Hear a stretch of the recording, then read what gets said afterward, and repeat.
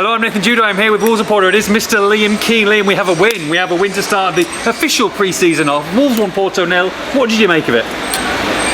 Wolves were a bit sloppy in the first half. Oh, okay. Look, there was quite a few misplaced passes, and it was quite a typical pre-season game. A little bit slow, a little bit boring, to be honest. And then it burst into life with a lovely goal. Nunes and Neto combining, them two probably the pick of the bunch in the first half, there or thereabouts. Nunes down the right, playing on the wing again in a 4-2-3-1. Low ball across, Neto far post tapping. Yeah. Quite a simple goal. But if we're looking at Wolves scoring goals, one, it's nice to see them score a goal. Yes, it is, yes. But two, how many times they score a goal like that in the Premier League? Now, yes, it is pre-season, we can't read too much into it, but if they can start to get those kind of combinations in time for pre-season, that's where they're going to have more success. So it was a nice looking goal, as well as obviously the one that won the game. And good for Pedro Neto as well, because we've said that he desperately needs to have a fit pre-season to go through it. He has. He's fingers crossed, touch wood, injury free. That's what you want. And I'm not going to say they like a new signing, especially in the situation at the moment.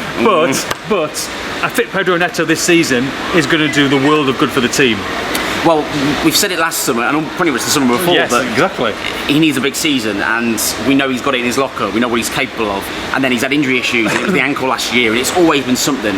He needs a little bit of luck, and with that little bit of luck and a little bit more of the confidence, we can hopefully see the Pedro Neto that we know and love. Pablo Sarabia playing a little bit more central, a little bit in behind today. Do you think that's what we'll see more from him this season, or do you think it will be horses for courses? You might play him out the right, out wide right, or just in behind the striker? I think a little bit of both is probably likely, but I would like to see that, because when he arrived, we both billed him as probably the surprise package of the January editions. It didn't quite work out for him, and playing a 4-2-3-1, if that's the system you're going to play, he fits perfectly as a 10 now. He's got a great left foot, can come off the right, did score a lot of goals off the right for Sporting when he was on loan there. But playing as a 10, the kind of player he is, 1-2 passes, round the corners, intricate style, I think playing him as a 10 could work perfectly. So, wasn't massively involved today, wasn't a bad performance, but nothing real stand out. But I think that could, in future, be a really good move. Matt Doherty with his second Wolves debut in the second half. Yes. Great to see him. Cheeky overlap as well to start. Kind of the Doherty of old, got booked. But gave everything. Is that what we're going to see this season? Replace Nelson Semedo, who I think had a bit of an iffy half. Could we see?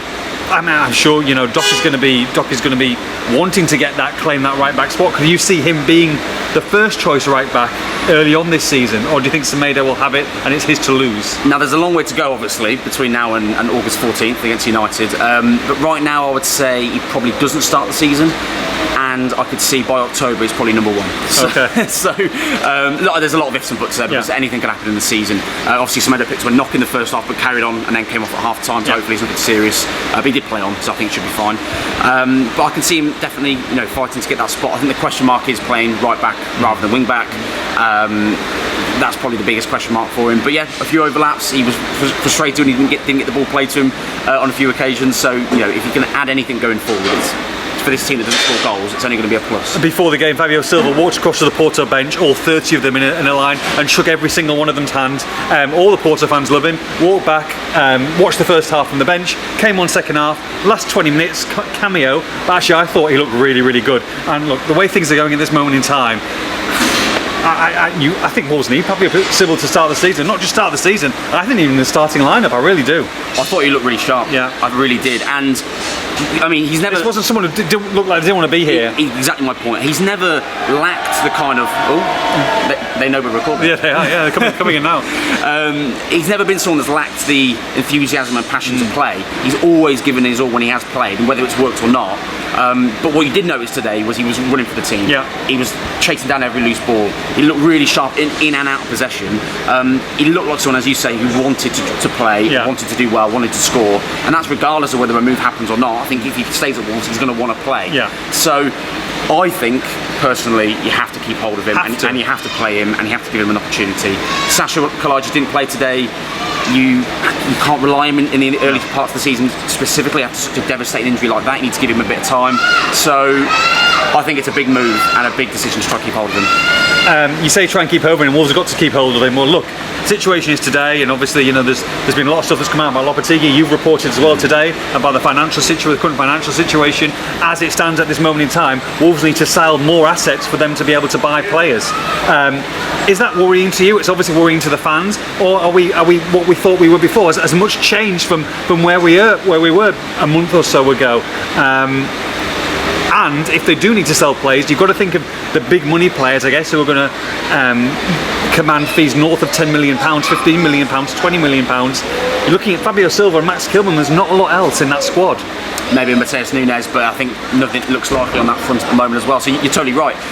In terms of what's changed, look, the outlay and the outlook of summer is still very much the same, in that we all knew from the beginning that Wolves were going to struggle to spend big this summer, and by struggle I mean they couldn't, because they had to be careful of the profit and sustainability rules, FFP, all of that.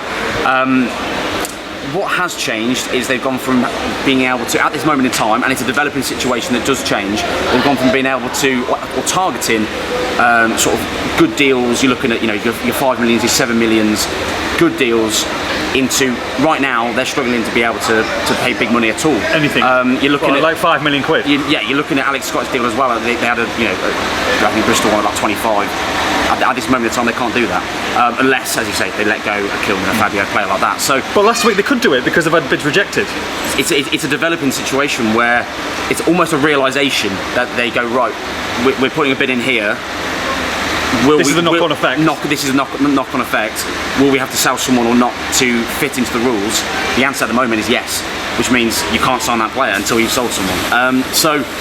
Frustrating for fans, though. It's really frustrating, and it's mixed signals, mixed messages. Yeah. Things are changing. We're 3 weeks away from the start of the season, and hence why Lopetegui is frustrated and why he's coming out. And you can understand why fans are going to be angry, upset, worried for the season, because the squad is a little bit light at the moment. It needs signings in 2 or 3 positions at least. I mean, Lopetegui hasn't changed his stance from where he was last season. No. He was telling us exactly the same lines. They obviously have done the rounds today. That's not changed. However, you would have thought he would have wanted to get a few more in by this stage. And no, absolutely. They needed a refresh. We talked about it yesterday. They needed a refresh. They've still got a lot of players on the books, but they're probably a decent starting lineup. But after that, they do need 1, 2 or 3 players, don't they? Yeah, absolutely. It's the depth, isn't it? I think starting lineup is it's the quality. It's probably good enough, to be honest. I think it's actually a pretty good starting lineup, with a worry about asterisk over goals again, as always. But it's the depth, it's the quality and strength in depth. And Lopetegui, as every manager will say, I want all my signings done by July 1st. I want them in pre-season. It never happens that way. And Wolves, often go into August without all their signings done, or many done. So it's not a surprise that this is where they are. The problem is, are you going to give yourself a real difficult start to the season when they've already got a difficult fixture list anyway? You need to pick up points, you need to get a good start to the season, and you've got a manager here who's capable of taking Wolves to another level. At the same time, you can't just magically bring a massive big pot of money in and sign everyone under the sun. You've got to work within the rules that are going to keep Wolves as a club sustainable and safe, and not in danger of breaking rules, which is going to in the long run damage the club. Yeah, but got to win. So 1-0. 1-0. Look, we're going to have plenty more action coming in. Of course, we're going to be at the training ground for the next couple of days, and then we'll be moving across to Ireland. So there's going to be plenty more coming out. We're here. We're just trying to give you everything: breaking news, developing news, transfer news, match reaction. There's a lot going on. I know that everybody isn't particularly happy at home, but hopefully you've enjoyed this 10-15 minute chat and it's helped you a lot. Wolves 1, Porto 0 for the post-match reaction. Make sure you log on to expressandStar.com.